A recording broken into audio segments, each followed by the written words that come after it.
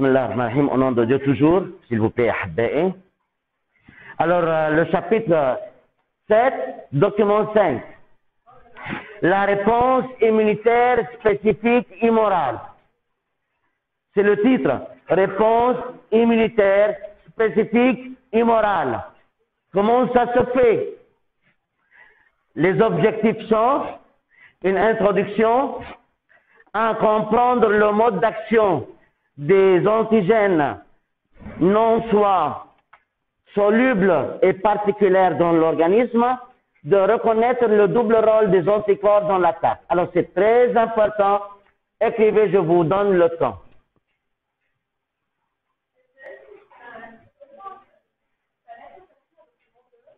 C'est là 1, 2, 3 ou 4. Ben, il n'y a pas de nouveauté, il n'y a pas de choses nouvelles dans ces deux documents. Il n'y a pas de choses nouvelles. Quoi? Quoi? هذا هو. ايه seulement. طيب.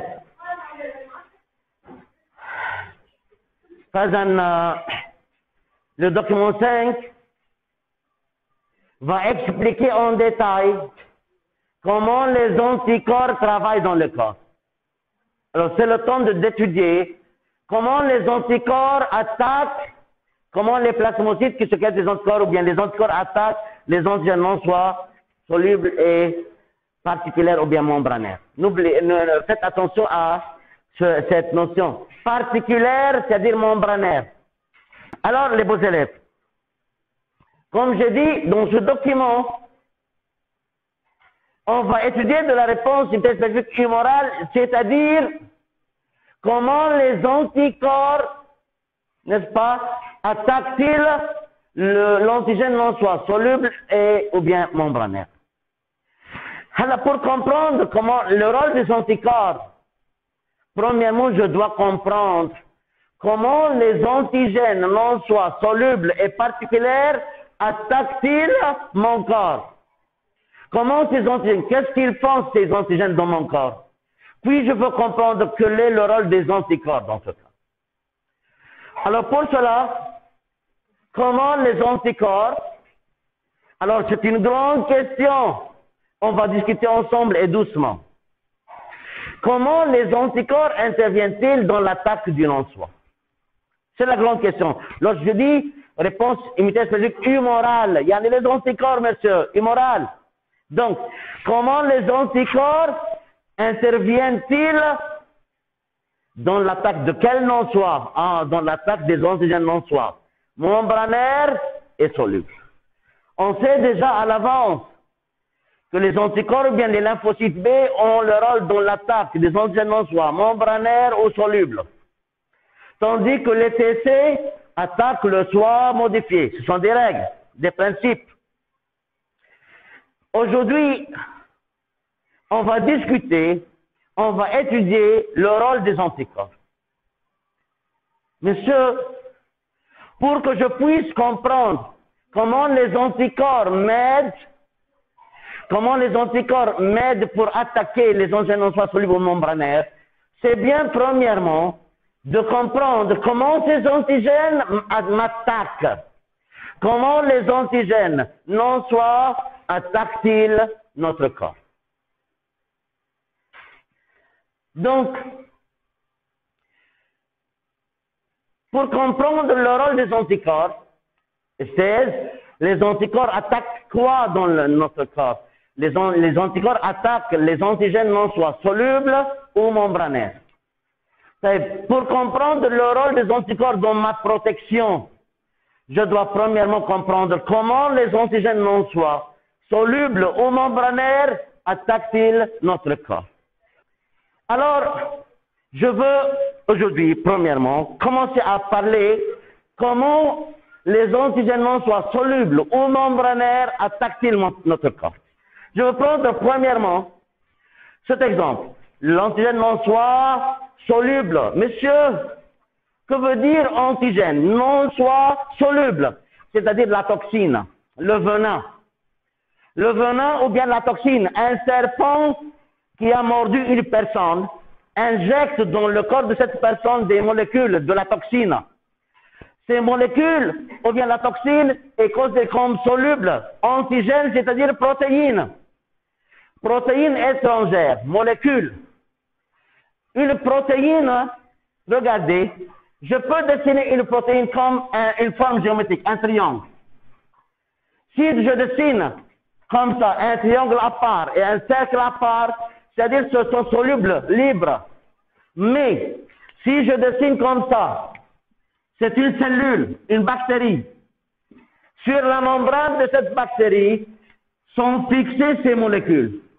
Par exemple, les molécules de protéines sont appelées antigènes. Ces molécules ou bien sont libres, solubles, ou bien sont fixées sur la membrane et on les appelle membranaires ou particulaires. Alors je veux prendre, on a dit que les anticorps attaquent les antigènes non soi, s'ils sont solubles ou membranaires et particulaires. Je veux prendre le premier exemple. Dans le cas de l'antigène soluble, je veux prendre l'exemple d'un serpent qui a mordu une personne. Un serpent a mordu une personne. C'est-à-dire, la toxine, comment une substance toxique agit-elle dans notre corps? Et pourquoi une toxine donnée a les mêmes effets chez tous les humains? Pourquoi une substance peut être toxique pour les humains, mais non toxique pour les autres humains, pour les autres animaux? Alors, pour ça, c'est le temps aujourd'hui de comprendre que veut dire une toxine. Regardez, ce sont les cellules de notre corps. Je veux représenter les cellules de notre corps de cette manière. Monsieur, comment yani? Regardez cette cellule. Alors, je veux représenter les cellules du corps de cette manière. Vous pouvez dessiner, vous pouvez prendre le temps. Regardez, une cellule a une membrane cytoplasmique et au milieu il y a le noyau et c'est le cytoplasme, la partie blanche. Mais sur la membrane de nos cellules, regardez, c'est une cellule du cœur par exemple, c'est une cellule de poumon par exemple, et je suppose que c'est une cellule musculaire. Monsieur, une cellule en général a une membrane cytoplasmique, un noyau et un cytoplasme. Quelle différence essentielle? Il y a beaucoup de différences, mais la différence que je veux préciser aujourd'hui, c'est la présence des protéines sur la membrane de chaque cellule. Chaque cellule, oui, très bien. Chaque cellule sur sa membrane présente des protéines. Regardez, c'est une protéine qui se trouve sur la membrane des cellules cardiaques. Sur la membrane des cellules des poumons, il y a une autre protéine. Et sur la membrane des cellules musculaires, il y a un troisième type de protéine. Alors, monsieur, comme ça, regardez, c'est une cellule ayant un noyau. Sur sa membrane, pourquoi, monsieur, regarde, c'est une protéine a une forme géométrique. Chaque protéine a une forme géométrique. Alors, tu peux dessiner comme tu veux. Moi, par exemple, j'ai considéré là, c'est une protéine, Khayi. C'est une protéine, comme ça.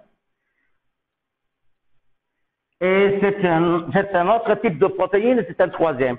Alors, trois types différents de cellules, sur la membrane de chacune, il y a un type de protéine, oui.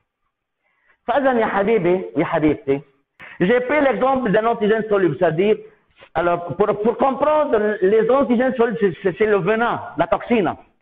J'ai représenté là trois types différents de cellules de mon corps. Un serpent m'a mordu. أو عضت له شي حرامي بتموت ساعة الحي. المهم, un serpent a mordu une personne. Regardez le venin, comment je représente le venin. Regardez le venin, comment est représenté. C'est le venin. Monsieur, molécules libres ne sont pas fixées sur la membrane des cellules. Alors, lorsque le serpent injecte-t-il son venin dans le corps, n'injecte pas des cellules ou bien des bactéries. Non, injecte des substances chimiques, des protéines solubles. Monsieur, les substances se trouvent dans mon corps. لوين راح يروحوا يا حبي؟ Regardez. Premièrement, ces protéines sont appelées récepteurs. Chaque cellule de mon corps présente des récepteurs. Regardez, c'est la cellule du cœur. Présente des protéines, on les appelle récepteurs, reçoivent des hormones qui règlent le fonctionnement du cœur. Normalement, ces protéines sur la membrane de la cellule cardiaque, normalement, quel est leur rôle? De recevoir des hormones qui règlent les battements cardiaques, par exemple. Alors, si le serpent injecte ce venin, regardez, ces molécules vont bloquer, vont fermer, bloquer des récepteurs. C'est-à-dire, le venin de ce serpent va attaquer quel organe dans le corps? De cœur et des poumons. N'a pas d'effet sur les cellules musculaires. Le même serpent qui peut mordre n'importe quel, qui peut injecter son venin dans tous les humains, toujours son venin a le même effet. Chez tous les humains, les récepteurs sont identiques. C'est-à-dire, monsieur, toujours, si ce venin, si cette substance entre dans le corps, ces molécules vont bloquer les récepteurs des cellules cardiaques et des cellules pulmonaires, des poumons. Bien. Alors, je veux parler, je veux un peu discuter plus. Que veut dire une substance toxique? Pourquoi ces substances sont appelées toxiques? Ces substances avaient une autre forme, par exemple comme ça. Est-ce que راح يكون عنده تأثير على جسمي? On ne va plus les appeler quoi? Toxines, très bien. On ne va plus les appeler toxines. Une substance est toxique si elle peut se fixer sur certains récepteurs de nos cellules. Nous, parce qu'on a ces récepteurs sur les cellules cardiaques et pulmonaires, que ces molécules de ce serpent peuvent se fixer, peuvent bloquer et perturber le fonctionnement du cœur et peuvent perturber le fonctionnement des poumons. Pour ça, ce venin est toxique. L'aucun animal tel n'a pas de ces récepteurs sur ces cellules, alors ce serpent ne sera pas toxique pour lui. Bon, un serpent a injecté son venin dans le corps. خلينا ناخذ هذا l'exemple. لو فرضنا حدا كان, n'est-ce pas, dans les prairies et un serpent lui a injecté son venin. Pour bien comprendre maintenant, pour bien comprendre cela, si un serpent injecte son venin, alors ces antigènes non soit solubles vont se fixer, vont bloquer des récepteurs. Comme ça, alors le fonctionnement du cœur et des poumons sera perturbé. Ça y est. Maintenant, supposez, je vais prendre un autre exemple maintenant, d'un antigène non soit membranaire ou particulaire. C'est-à-dire une bactérie. Les molécules sont fixées sur la membrane. Bon, je vais prendre un autre cas. Regardez, un antigène particulier ou membranaire, je vais prendre les mêmes cellules du corps. Et s'il vous plaît, supposez que cette bactérie a entré dans le corps. Quel organe sera attaqué?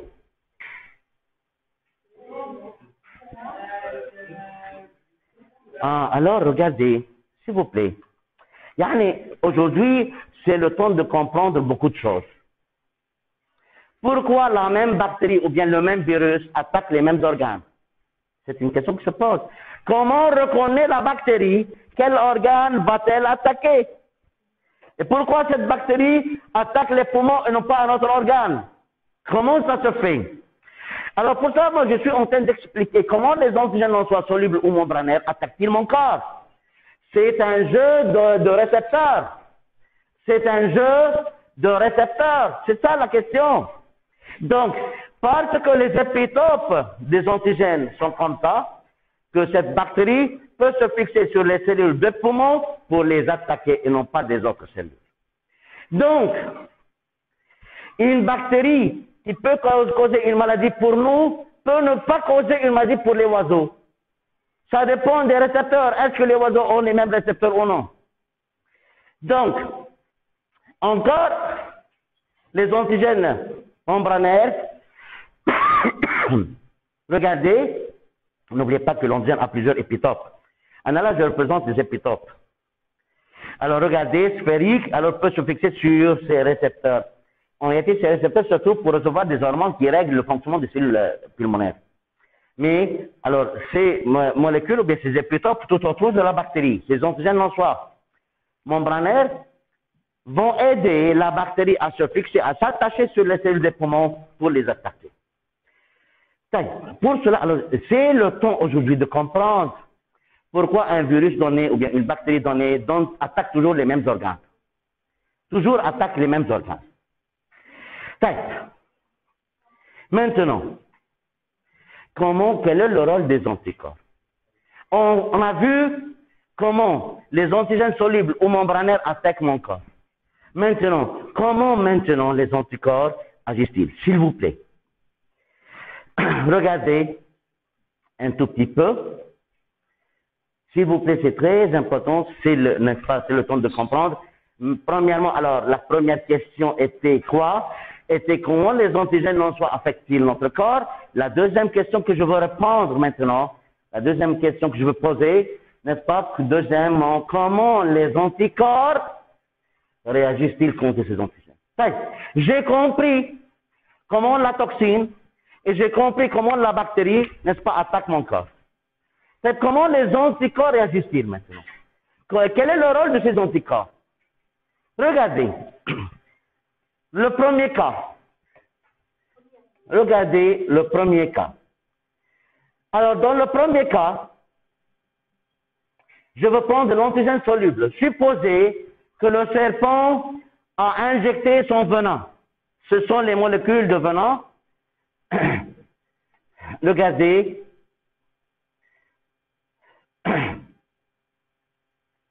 Bon, regardez, ce sont les molécules de venin.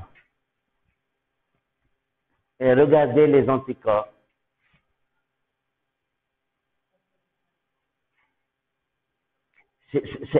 Là, c'est une chose très importante, extrêmement importante.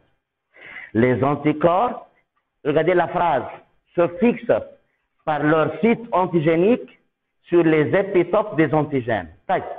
Regardez ce schéma. Regardez ce schéma. Lorsque les anticorps se fixent sur les épitopes des antigènes, est-ce que les antigènes peuvent se fixer sur nos récepteurs maintenant? Comme ça, alors, l'effet de la toxine est arrêté. L'effet de la toxine est arrêté. Je veux reprendre. Ce que je viens de vous montrer, c'est la réaction entre anticorps et antigènes. Vous avez vu que le venin, comme ça, c'est le venin, les molécules de venin, une fois injectées, vont partir pour se fixer sur les récepteurs. Quel est le rôle des anticorps? Je vous ai montré le même venin. Regardez. Et les anticorps. Regardez les anticorps en se fixant. L'anticorps, lorsqu'il se fixe par son site antigénique sur l'épitope de l'antigène, empêche l'antigène de se fixer sur mes récepteurs pour perturber le fonctionnement du cœur ou bien des poumons, etc. Pour cela, on dit que le premier rôle des anticorps, c'est d'arrêter l'effet de l'antigène, là, de la toxine. Regardez le deuxième schéma. Regardez, dans le cas de l'antigène membranaire, c'est la bactérie, n'est-ce pas? Pour l'empêcher de se fixer sur mes récepteurs, encore, les anticorps, quoi? Se fixent sur les épitopes de l'antigène pour empêcher la bactérie de se fixer directement sur mes récepteurs pour attaquer mes cellules. Alors, les anticorps ont des sites antigéniques. Chaque anticorps a 2 sites antigéniques. Ce sont les 2 sites antigéniques de cet anticorps. Ce sont les 2 autres sites antigéniques, etc. Alors, les sites antigéniques se fixent. Et pour être scientifique, pour parler d'une manière scientifique, on dit que ces sites antigéniques, ce site antigénique se fixe sur l'épitope de l'antigène, car l'antigène n'a pas une forme simple, comme on a déjà dit. Il y a plusieurs formes. Forme, par exemple sphérique, et comme ça, le site antigénique se fixe sur l'épitope de cet antigène. Un autre anticorps, par son site antigénique, se fixe sur l'épitope de cet antigène. Comme ça, les molécules de venin seront incapables de se fixer sur les récepteurs de mes cellules pour n'est-ce pas, bloquer leur fonctionnement. Même chose pour la bactérie, dans le cas de l'antigène membranaire au particulier. Comme ça, la bactérie sera incapable de se fixer sur les récepteurs de mes cellules pour les attaquer. Et pour cela, on dit que ce rôle est appelé comme en chimie. En chimie, pour arrêter l'action d'un acide, qu'est-ce qu'on verse? Une base, c'est la neutralisation. Alors, comme ça, on peut dire que le venin et la bactérie, leurs effets sont neutralisés, sont arrêtés. C'est-à-dire la bactérie n'est pas morte, mais elle ne peut plus attaquer ou bien travailler. Oui, c'est ça. Donc, pour cela, regardez, les antigènes seront incapables de se fixer sur les récepteurs membranaires des cellules du corps pour les endommager. Et on dit que quoi, le premier rôle des anticorps, c'est la neutralisation, arrêt de l'effet. La toxine n'a plus un effet et la bactérie n'a plus un effet. Bien sûr, votre ami, il a dit, Saleh, double Saleh, il a dit que monsieur le chasseur, parfois, lorsqu'il part dans les prairies, prend, n'est-ce pas, un sérum avec lui. Un sérum, si un serpent, n'est-ce pas, injecte son venin dans le chasseur, quoi, dans le corps de ce chasseur, il va injecter les anticorps directement. Oui, il injecte les anticorps. Comme ça, les anticorps commencent à travailler avant même d'arriver à l'hôpital. S'il vous plaît, regardez, s'il vous plaît, dans les objectifs, reconnaître quoi? Le double rôle. On a vu le premier rôle des anticorps. C'est la neutralisation. C'est l'arrêt de l'effet, oui. Alors, premièrement, les anticorps arrêtent l'effet des antigènes en soi, solubles ou membranaires. Ça y est. Si vous vous rappelez, vous savez, minsaḥef, qu'est-ce qu'il y a minsaḥef? Alors, s'il vous plaît, minsaḥef, ok, il y a une zone effective qui se fixe sur le récepteur de macrophages. Si vous vous rappelez, attendez un peu. Mais je suis en train d'utiliser le chapitre 6. On sait très bien qu'en haut, il y a les sites antigéniques, n'est-ce pas, vont se fixer les anticorps sur les épitopes de l'antigène. C'est la neutralisation, n'est-ce pas? Et après ça, monsieur, regardez ce qui va passer, s'il vous plaît. Regardez. J'ai dessiné maintenant, j'ai représenté les sites, les zones effectrices. Regardez ce qui va passer maintenant. Qui est-ce? Min hadrethom. Et là, il y a quoi? Récepteur membran pour les zones. Vous vous rappelez? On a dit que la zone effectrice se fixe sur des récepteurs membranaires. Et on a dit sur les macrophages. Donc, regardez. Alors, la première chose, c'est que les anticorps se fixent par leur site antigénique sur les épitopes de l'antigène pour le neutraliser. Une fois cette fixation en haut est achevée, et faites attention à ce que je viens de dire. Une fois cette fixation en haut est achevée, maintenant, les anticorps peuvent maintenant, par leur zone effectrice, se fixer sur les récepteurs des macrophages. Alors regardez, là c'est la zone effectrice de l'anticorps. En haut, ce sont les sites antigéniques. Alors, après la fixation des sites antigéniques sur les épitopes, la première chose qui va se faire, c'est la fixation des anticorps par leur site antigénique sur les épitopes de l'antigène. Après ça, la zone effective sera activée, peut travailler. L'attraction entre la zone effectrice et les récepteurs membranaires du macrophage sera forte et comme ça, il y aura cette attraction. Regardez attentivement ce qui va se faire. Monsieur, Heidi, le mouvement. Quelle étape de phagocytose est achevée là? Très bien. Par exemple, l'anticorps a facilité l'adhésion, a fait comme un pont entre l'antigène et le macrophage.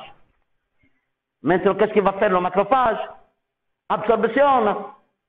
et va continuer, va achever la phagocytose. Donc, la première chose que les anticorps vont se faire, c'est la neutralisation, c'est la fixation des sites antigéniques sur les épitopes.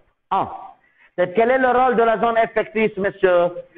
Par la zone effectrice, va se fixer sur les récepteurs des macrophages pour accomplir l'adhésion. Les macrophages ont le seul rôle de manger, de faire de la phagocytose, pas plus que ça. Donc, puis alors, il y aura phagocytose. Et comme ça, le venin et la bactérie sont détruits, sont éliminés. Maintenant, la bactérie sera morte.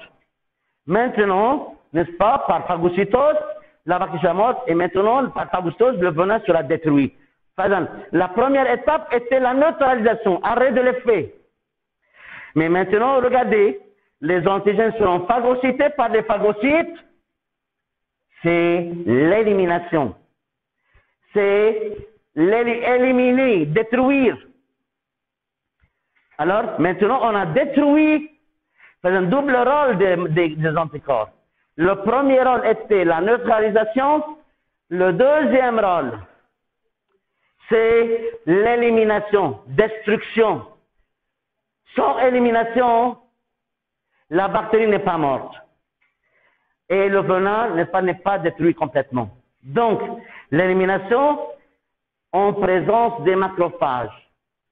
Pour cela, cette élimination, parce qu'elle se fait en présence des macrophages, on l'appelle élimination par opsonisation.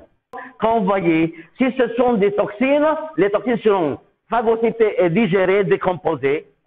Et même chose pour la bactérie, et digérée et phagocytée, avalée et décomposée. On les a détruits. Supposez que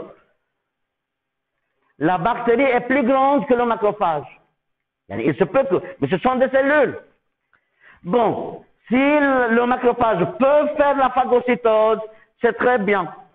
Mais il y a un cas où la bactérie est plus grande que le macrophage. Que se passera-t-il dans ce cas? Alors, dans ce cas, regardez. Regardez. Cependant, si la bactérie est plus grande que les phagocytes, c'est un exemple. Dans ce document, on vous montre une partie de la bactérie. C'est une partie de la bactérie. Regardez là. Alors, dans ce document, regardez attentivement. Là, c'est une partie de la membrane de la bactérie est très grande. C'est une partie de la bactérie. Et sur cette bactérie, bien sûr, il y a les antigènes non soi membranaires. La bactérie est très grande. Que se passera-t-il dans ce cas? Dans ce cas, c'est le rôle des HLA3. Quel est l'autre nom des HLA3? Merci. Les compléments. Donc c'est la première fois qu'on parle des compléments. Regardez, si la bactérie est très grande, le macrophage ne peut pas la phagocyter. Donc, toujours les anticorps vont venir se fixer sur les épitopes. Toujours. Il y a neutralisation. Toujours, la première chose, ce sont les anticorps qui vont se fixer par leur site antigénique sur les épitopes des antigènes non soit membranaires ou particuliers. Bon, et puis, monsieur, regardez, une fois les anticorps se fixent par leur site antigénique, vous le savez que la zone effective sera active. La zone effective, là, elle sera active, va attirer les molécules de complément. C'est comme un aimant. Si vous avez un aimant et vous approchez ce aimant sur des clous qui sont petits, puis longs, etc., vous savez que je peux attirer un clou par l'aimant. C'est très important. Ce clou sera aussi aimanté. Il peut à son tour attirer un autre clou, attirer un troisième clou, etc. pour faire une chaîne. Ce qui va se passer là, c'est que lorsque les anticorps se fixent sur les épitopes des antigènes non soit membranaires ou particulières, leur zone effectrice sera activée comme un aimant. vont attirer, mais non pas les macrophages, vont attirer les molécules des compléments. Que veut dire, monsieur, complément? Ce sont des HLA3 qui sont solubles, ce sont beaucoup de molécules qui sont solubles dans le plasma, c'est-à-dire on nage dans le plasma. Une fois il y a attraction, alors la zone effective va commencer à attirer ces protéines, ces molécules protéiques qui sont appelées les compléments.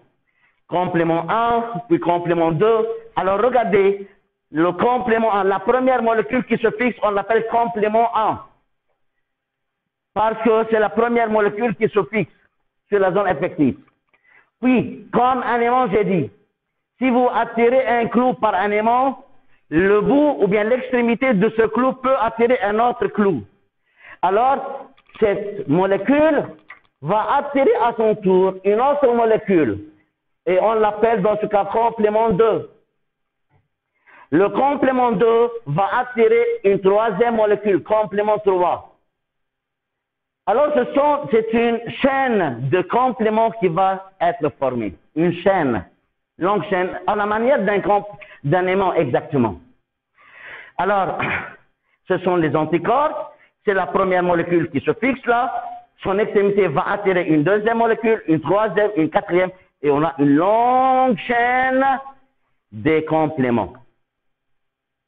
Alors, c'est exactement comme si je tiens un long bâton de fer d'un bout. L'autre bout sera courbé et va se frapper contre le sol. Alors, cette longue chaîne de compléments, une fois qu'elle sera très longue, va frapper contre la membrane de la bactérie et va trouer la bactérie, comme un ballon sera troué. Alors, le cytoplasme de la bactérie va sortir avec le noyau et là, la bactérie va s'éclater et va mourir. C'est un choc physique et chimique en même temps. Alors, si la bactérie est grande, elle ne peut pas être éliminée par phagocytose.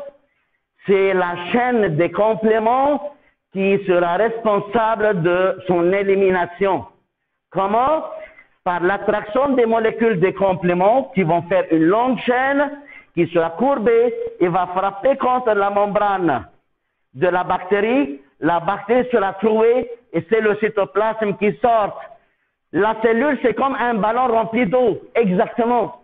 Une fois on trouve ce ballon, n'est-ce pas, l'eau va sortir et s'éclate le ballon. Alors, là, ce schéma-là représente la chaîne des compléments et cette chaîne va frapper contre la membrane de la bactérie, la bactérie sera trouée, le cytoplasme sort et la bactérie va mourir, sera éliminée. C'est l'élimination par la chaîne des compléments. Pour cela, alors, je veux écrire une petite phrase. Regardez. 1, 2, 3, 4, etc. C'est une longue chaîne des compléments qui va se former, sera courbée et frappe la membrane de la bactérie, va trouver la bactérie. Comme ça, la bactérie est éliminée, la bactérie est perforée, la bactérie est trouée. Elle est quoi? Éliminée. Trouée, c'est-à-dire elle sera morte. C'est une élimination appelée élimination par la cascade, par la chaîne des compléments, non pas par les macrophages. Alors, c'est une élimination par la chaîne des compléments. On dit aussi cascade des compléments. Donc, l'élimination par les anticorps se fait de deux manières. Ou bien élimination par opsonisation, c'est-à-dire en présence des macrophages, comme on l'a vu, ou bien élimination par cascade des compléments, c'est-à-dire par la chaîne des compléments. Bien, pour faire une petite résumé, et avant de recevoir vos questions, n'est-ce pas, c'est bien de, n'est-ce pas, de faire une petite résumé. N'oubliez pas, là, la bactérie est perforée, c'est-à-dire elle est trouée. Elle est éliminée, elle est trouée, elle sera morte. C'est une élimination par la chaîne des compléments. Élimination par la cascade ou bien la chaîne des compléments, et non pas par les macrophages. Bien. Regardez alors, pour que je puisse finir d'une bonne manière et recevoir vos questions, s'il vous plaît, regardez un tout petit peu. Regardez un tout petit peu. Donc, les anticorps ont double rôle. Comme on a dit dans les objectifs. Comprendre, n'est-ce pas, le double rôle des anticorps. Regardez là. Regardez dans nos objectifs, s'il vous plaît. Reconnaître le double rôle des anticorps dans l'attaque, n'est-ce pas? Il y a deux rôles des anticorps. Bien. Le premier rôle, c'est ça. Un, c'est quoi? La neutralisation. La neutralisation, premièrement, de l'antigène. C'est-à-dire d'empêcher l'antigène de nous attaquer. Si c'était une toxine, ou bien un antigène membranaire, si c'est une bactérie ou bien un virus. Un. La deuxième chose, ou bien le deuxième rôle, après la neutralisation, c'est l'élimination, la destruction. Élimination de cet antigène. Comment se fait l'élimination? A. Soit par opsonisation. Élimination par opsonisation, c'est-à-dire en présence des macrophages. Si j'ai une zone effectrice, se fixe sur le récepteur de macrophages et les macrophages vont faire la phagocytose de tout, avec l'anticorps sûrement. Va manger l'anticorps et l'antigène. Et la bactérie. Ou bien, peut-être que les macrophages ne peuvent pas faire la phagocytose, ou bien soit par cascade des compléments en présence sûrement des compléments. En présence, bien sûr, alors je dis cascade des compléments, là, par la cascade des compléments, c'est-à-dire en présence des, bien sûr, des compléments, et j'attends vos questions.